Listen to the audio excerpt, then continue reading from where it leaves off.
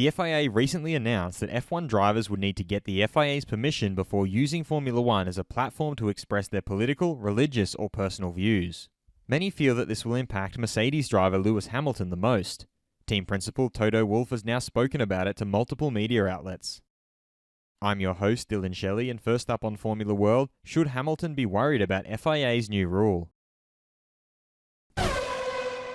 Wolff started off by revealing if he had spoken to Lewis about the FIA's decision.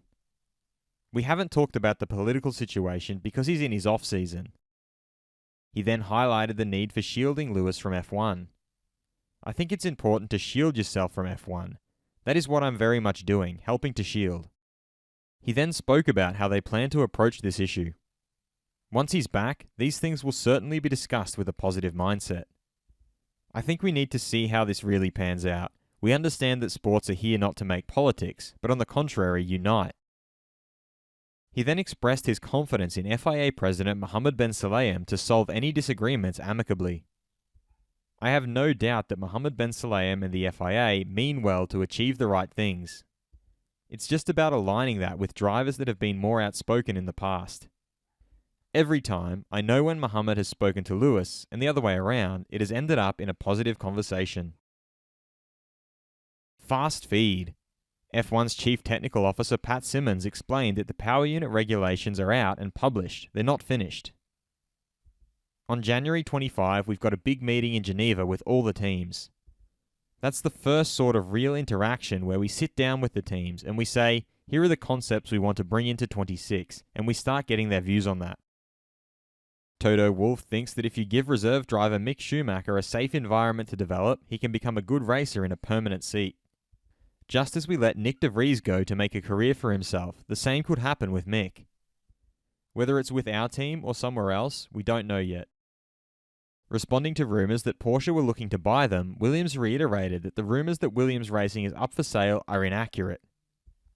We are open to any discussions regarding the supply of engines with manufacturers from 2026 when the new engine regulations come in.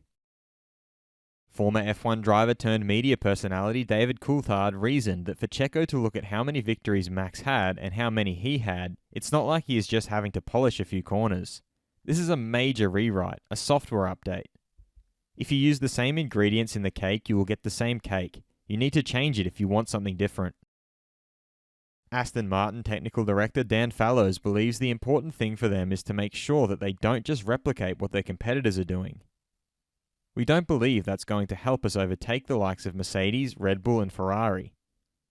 We have to develop our own way of doing things. That does take time, but we've got a hugely ambitious group of people. Outgoing F1 Managing Director Ross Brawn suggested that definitely the current rules have worked. I think even the skeptics in the F1 teams, and I won't tell you who they were, have eaten humble pie. Should drivers be allowed to use F1 as a platform to express their personal opinions? Head over to my community page to vote in the poll and let me know what you think in the comments. And if you liked this video, feel free to subscribe and check out my others for all the latest in the world of Formula One.